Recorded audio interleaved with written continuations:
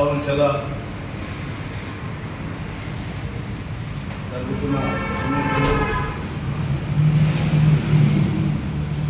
ఈ మాలలకు జరిగిన అన్యాయం 2011 జనాభా లెక్కలు తీసుకొని ఇప్పుడు ఎస్సీ వర్గీకరణ చేసింది. ఎందుకంటే 2011 జనాభా లెక్కలు తీసి ఇప్పుడు వర్గీకరణ చేసింది. వర్గీకరణ చేస్తే వర్గీకరణలో కూడా 5% మాలలకు, మా సోదరులకు 9%, అంటే దాంట్లో తీరని అన్యాయం జరుగుతుంది. ఎందుకంటే 5% ఉన్నప్పుడు 5 జాబ్లన్నా రావాలి కదా, 5 కాదు, 1 జాబ్ వచ్చింది. అదేవిధంగా దాంట్లోనే రోసర్ పాయింట్ పెట్టింది. రోసర్ పాయింట్ పెడితే చాలా అన్యాయం జరుగుతుంది.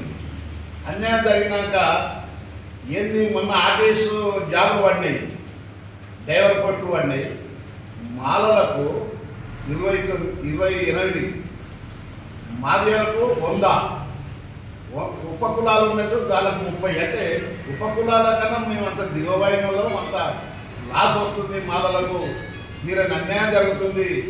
మేము అందు గురించే ఈ పక్క రాష్ట్రంలో ఉంది కర్ణాటకలో 18% రిజర్వేషన్లు చేసి వర్గీకరణ చేసింది. ఆ శాతంగా ఈడగోడుగా 18% రిజర్వేషన్లు పెంచి మాలలకు న్యాయం జరిగేటట్టు పెంచాలని మేము డిమాండ్ చేస్తున్నాం.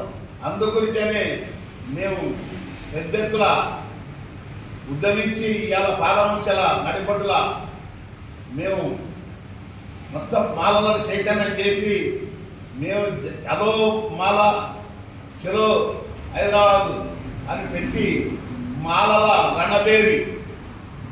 రణబేరికి కదిలి రాత్రి నవంబర్ 2 తారీఖు నాడు హైదరాబాద్ నడిపట్టుల డంక మోగియాలని మాలలారా. ఏంటంటే ఇది రాజకీయం కాదు, మన కుల సమస్య.